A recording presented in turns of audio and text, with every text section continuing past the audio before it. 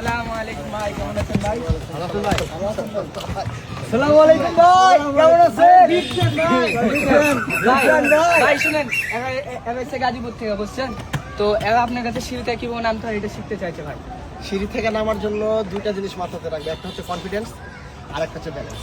Confidence স্কেটারদের কারোই কম নাই, সবার তো বেশি। তো সবার আগে যেটা করবা, ব্যাকওয়ার্ডে এক পা আগে এক পা পিছিয়ে। সাধারণত আমি ডান পা আগে দিই, বাম পা পিছিয়ে দিই, তোমাদের যেটা ভালো হয়। পা ভাঁজ, ব্যান্ড হবে না, ব্যান্ড হলে পড়ে যাবা। আর এভারেজ একটা স্পিড রাখবা। আর যেহেতু এই সিঁড়িতে গর্ত আছে, একটু পিছিয়ে তাকিয়ে থাকবে, যাতে এদিক চলে গেলে এদিক আসতে পারো, এদিক চলে গেলে এদিক আসতে পারো।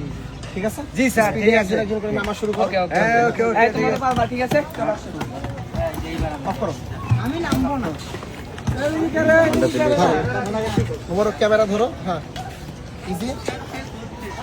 যারা নামতে পারো লাইন বাই লাইন নেমে যাও, ধারাধার নেমে যাও। ওকে হ্যাঁ, অ্যাকশন। হ্যাঁ, ফোকাস। Okay. নাইস।